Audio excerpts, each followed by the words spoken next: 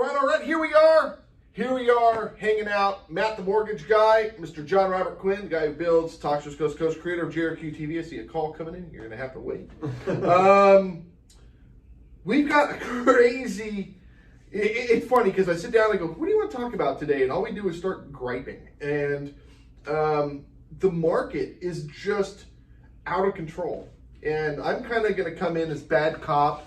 I'm kind of the grumpy guy. I can get away with that. I've never seen him grumpy, so I don't think that he knows how to be grumpy all the time. Always. And he's going to be the good cop. And you know, he's talking about how good the market is, and at the same time I'm going, we're going back into the bubble. We're going back into 2008. And he's like, no, we're not. So let's talk about what happened in 2008. I think that's where we should start. Okay. What happened in 2008? People were buying homes. They were buying second homes. They were buying third homes. They had 2 mortgages on the first, pulled an equity out to buy the second house, 2 mortgages on the second to buy the third, and so forth. You ended up with this inflated... They were qualifying with stated income. They didn't need anything down. Correct. We called them ninja loans. No income, no job. Yeah. Waitress, bartender, stripper. Everybody had the ability to buy 5 loans. You know, there wasn't really, much in the way of guidelines. We all saw the movie The Big Short. Yeah. Right. You know, these people don't even care what they're buying. They don't even know what they're buying. They just sign and they're happy because we get them into a house. And sadly, that's the way things were. And the banks were preying on people and making gobs of money, and the inflated market popped and everything collapsed because as home prices came down, then people owed way too much on their homes. They'd let their houses go, and then those prices came down, and you ended up with comps that weren't worth anything. And yeah, right. Yeah, I mean, in my specific neighborhood, I remember stuff that sold for $400 in 07 by 10 or 11. And he lives in a $12 million house. Yeah, right.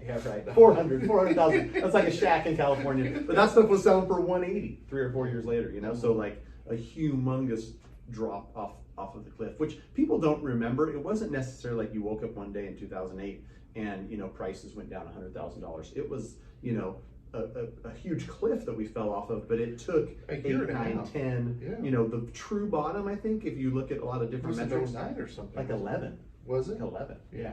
Yeah. And so I get this a lot, dude, where it's just like, hey, are we headed back to 2008? Home prices seem inflated. There's multiple, bids on every single house, and the things are going for $50,000 above ask. And the funny part is the vast majority of people just say, I know home prices go up and come down. They've gone up for a long time. They must come down. And I mean, that's just not a good way to look at the market. Well, right? The other thing you have to think about is inflation. Look at what's happening with our economy. Look at what's happening with all this fake money that's going out. And I'm sorry, but when you keep sending stimulus money out, that's fake money. And you're going to have inflation. I mean, we're like trillions of dollars in debt, yet we still continue to print more money, which... We're not slowing down, bro. We got more in 2021. We got an infrastructure plan, $4 trillion. Like, people don't understand what $4 trillion does to an economy. Right, and what that's going to do is that's going to increase home values. So are we going back into a bubble? Are people going to be screwed? Are they going to owe more than their home is worth? I think the first thing that I always point towards for people is I tell people, 2005, 6, 7, the lead up, right? Where things were just exponentially increasing, 15, 20, 25, year over year price appreciation. The reason why that was happening then was because you could do a stated income loan. If you wanted to buy an $800,000 house and it's beautiful and you didn't want to put anything down, I'll get you in that house. It would be, an arm. I was going to say it would be a 2.1 arm. Yeah, like you get to start on this teaser rate, and after 2 years it goes up.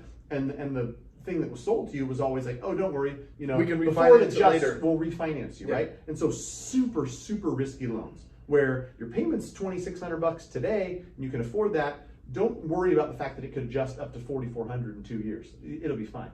That's a humongous difference. Today, even if you buy a house that costs 20% more than it did back then, or 80% more than it did back then, 30-year fixed, no prepayment penalty, you know what your payment is, it's not going to change. And you've got those 10-year jumbo, there's 10% down jumbos too. Right, yeah. Which they're a good rate. Yeah, I mean, the thing is, like, the vast majority of the loans that are being written today are just super low risk, safe loans. You have to be very well qualified. Is another thing that people don't understand is like, I couldn't just have you declare that you make $12,000 a month and get you a loan on that $800,000 house. You would have to document your ability to repay, like actually have it filed on your tax return or W-2 income that justifies for 2 years that this mortgage payment is something that you can afford. Correct. And so in that respect, like, you know, the home buying that's going on right now, it's never been, you know, safer. Okay, so I mean, I'm so sick and tired of talking about this house in Citrus Heights with 122 offers. Let's not talk about that house. We already know that house wasn't priced right. Let's talk about the house that got 60 offers. Why did the house get 60 offers? Was it also not priced right? Well, it could be partly that, but I think that, like, you know, when I boil it down and I try to explain it to somebody who, you know, doesn't want the economics mumbo jumbo, they just want a simple, you know, supply versus demand. If we had 3.7 million houses listed right now, it would be a fairly balanced market. You know, we have the demand that 3.7 million houses would be about, you know, 6 months of supply. We've got 1 million. So we've got like 1/4 of the supply we need. And the crazy part is, like, I've seen some metrics, and I told some the other day, it's not like 1 or 2 things. It's like 7 or 8 different things that are contributing.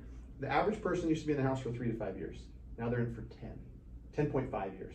So people aren't moving as often. And so there's not this inventory movement that we need to satisfy this demand we have. Another thing to think about is that, you know, the biggest segment of home buyers is 34 to 36. They're forming families, they're buying their first house. You know, those are like the older millennials today. If you look at a demographics chart, I think it's 1988, 88, 89, 90, births go like this. So over the next 3 years, that segment of the population that buys 30% of homes is increasing. Like, that demand's not slowing down. I told somebody else, like, this snowball is not slowing down. So anybody who thinks that, like, oh, I'm just gonna wait for the home prices to come down 20% and then I'll buy a house. Well, I hate to break it to those people, but all the metrics say that unless there's a humongous foreclosure crisis, and newsflash, like, people are coming out of forbearance, it's under 5% of total loans now. They're performing. They're just not foreclosing. They've got equity. You know, a majority of them took it just for funsies. They didn't really need it, and so those people aren't foreclosing. It's going to take, like, so much. And even if we get an increase in inventory because people are vaccinated and they want to list their house, even if we get, you know, a quell in demand because rates go up 0.5% or percent, we're still in a position where there's way too much demand. Where, like, I don't see any scenario where in the next 12 to even 24 months we don't, like, stay in a very, very competitive seller's market. And it's crazy to look at, like, the camera can see this. Yeah, like, I was looking at the graph. I can zoom where in. It's like,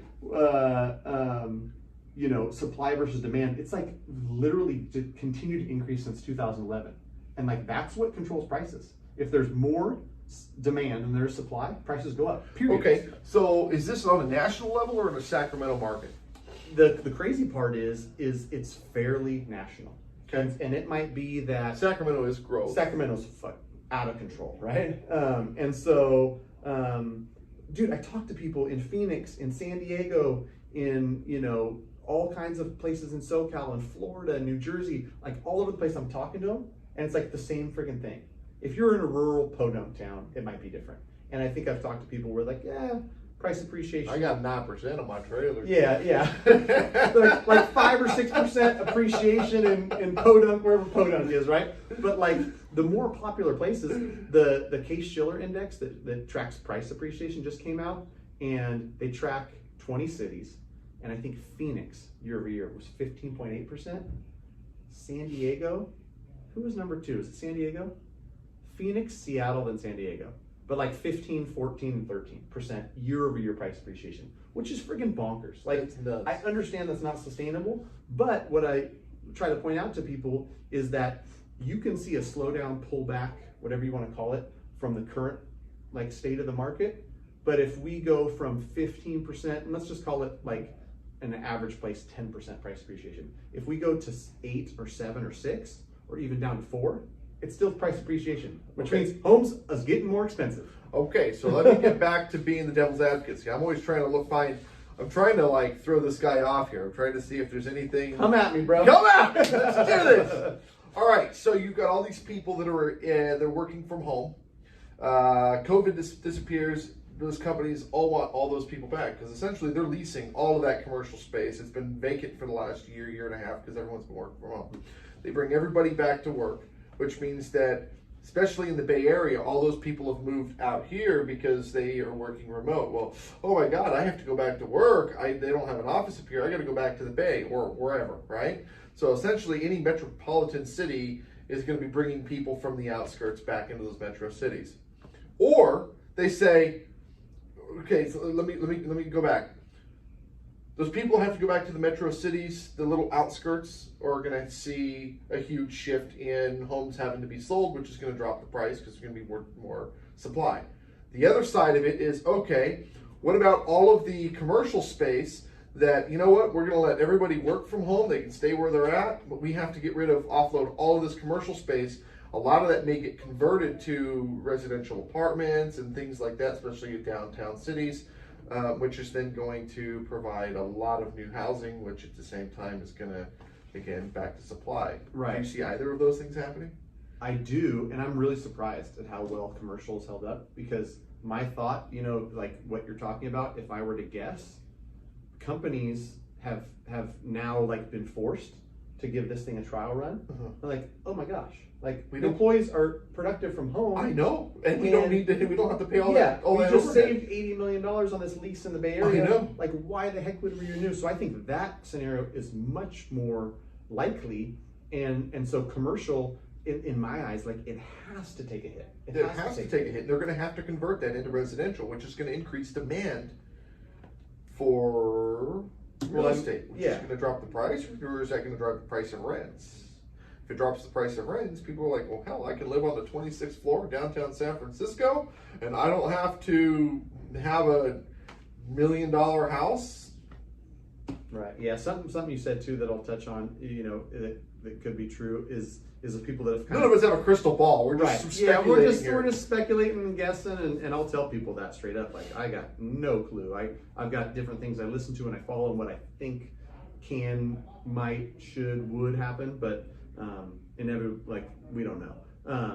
But to your point, like all these outlying areas, like holy moly, like Placerville or wherever the outlying areas, like those places are seeing 15% appreciation. I know. Because people are like, oh, if I can go and live in Paris. They said that something like people are leaving the Bay Area and moving to the Caribbean and moving to Hawaii and moving to like Puerto Rico and like Mexico. They're like leaving and going to like these paradise places. Which part of it is true, and then part of it is like, hey, listen, if you really look at the metrics, maybe not so much the case, because like we've seen it in our area where people move to Tahoe, and like South and North Lake both have just seen like a crazy amount of price growth.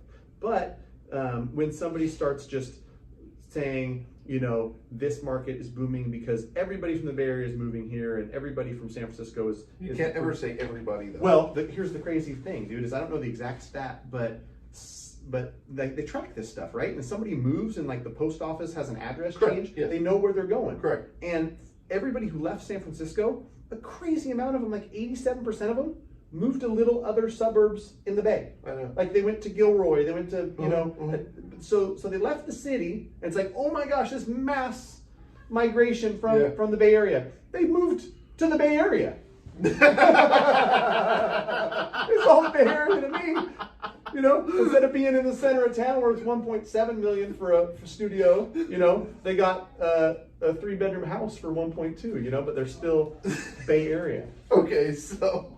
And I mean, but that's the narrative, right? It's like everyone, like Sacramento's going to everybody with the Idaho 9 bazillion% because everyone with the Bay Area is coming, and there's cash buyers. The cash buyers are like it's 12 or 13%, like it's always been. It's the same freaking number, dude. There's not like this like flood, and people have the craziest. If you watch YouTube, dude, like people just go to Facebook. The market's crashing, and like there's foreign investors and there's hedge funds. No, there's freaking not, dude. It's like first time home buyers. Sally and Johnny, they're 35. They're going to have a kid. They want to buy a house. There's a lot of them. And And the thing about it now is like those 34 to 36 millennials, I get to see, this is the beauty of my seat. I talk to people every single day as a mortgage professional, and I look at it, I'm like, oh, nice job, make 85 grand, make 110. Combined, they make, 195 a year. These people, 550 is not expensive, 625 is not expensive. And then, you've got a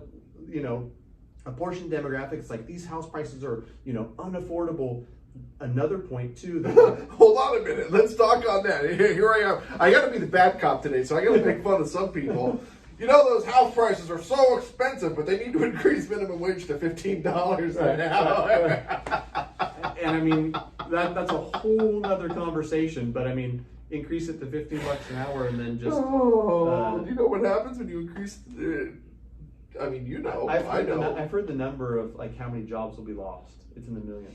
Well, it's not even that though, but everybody gets pushed into a different tax bracket, so you end up actually making less in the long run because your tax bracket. Or you don't have a job, Or you don't have a job. You can go to a fast food place and type on a screen and get your food ordered. Dude, I called Mercedes-Benz twice today to schedule my service, and it says you can do it online or you can wait on hold. I waited on hold for 15 minutes and nobody answered the phone. I'm like, guess I'm going online to put in my service request. Oh, we're getting off track. What are we talking about? No, we're not. That's what's the sad part about it. Times are changing. Yeah. Times are changing. And, we've said it a million times, generational wealth is in real estate.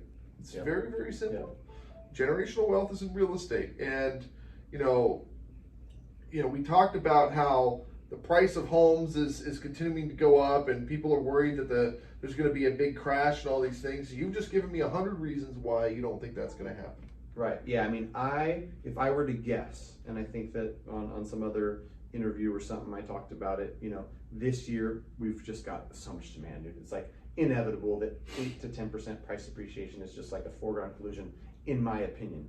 If we get a certain number of foreclosures, if we get people listing their houses because they've got the vaccine or whatever, and if there's more inventory, maybe next year it's 4 or 5% appreciation. Let's talk about that real quick, because you've said this twice. People not listing their homes because they don't have the vaccine. The answer is people are afraid to have people coming into their home. They're afraid to sell their home because a lot of people are afraid of COVID and so forth. Once they get the vaccine, they think that that's a heal-all, cure-all, and they'll start putting their homes on the market. It's something too that like I have the opportunity to just talk to people and have conversations. 30 conversations a day, and I've heard it where like my mom didn't want to list, she got the vaccine. You talk about the house is getting 80 offers. That might be 200 families and agents walking through that house. And somebody who's high risk and they're 86 years old.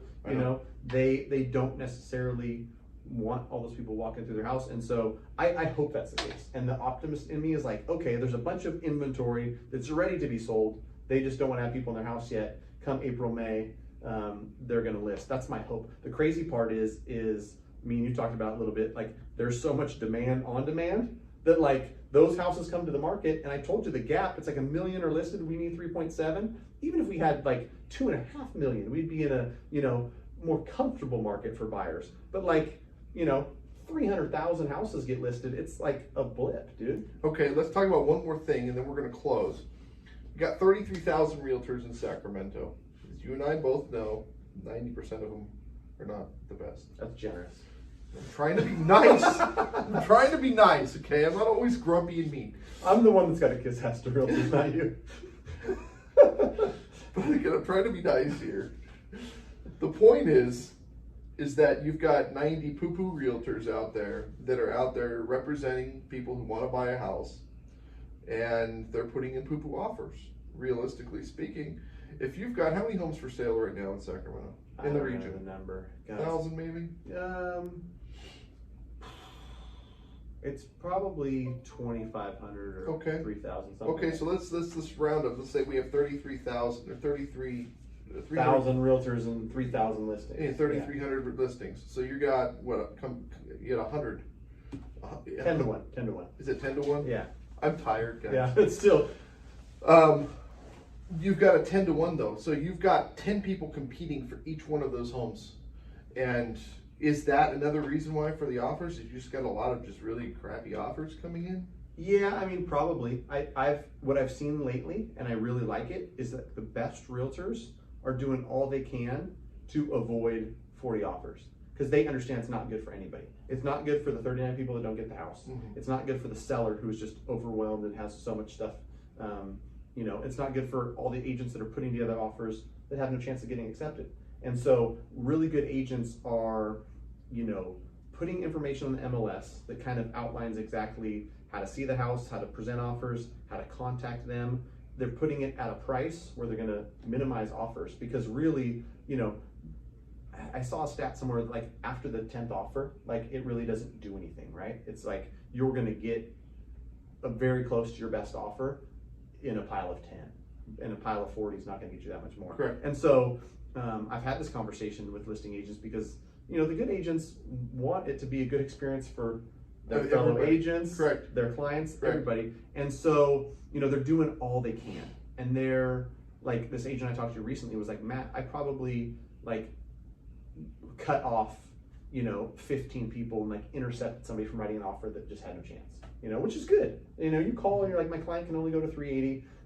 We've already got offers above 400. And we've got offers above 400 that are, let's find you all house. cash or something, so correct. Sorry for your client, but let them know that, not going to happen. And so, that's something that's being done, and I think it's appreciated. But like you said, if there's a bunch of agents that are, newer or less educated or just part-time or whatever the case may be, they're writing blind offers, dude. They're not even talking to anybody. They're just like writing those offers that, I don't know. You don't get anything. I guess you get practice. And then if you've got a client that's like really dead set, like please write this offer. Yeah, but you don't want to deal with an agent that's trying to get practice.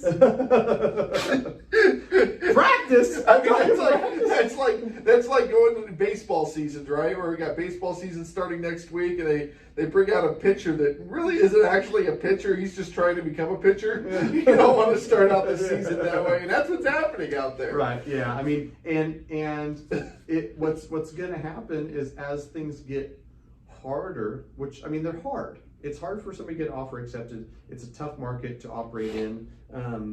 The professionals or the newbies that aren't as seasoned or as full-time or as dedicated to this one thing are going to fall off. Yes, because for whatever reason, a lot of folks think that it's something they can do part-time.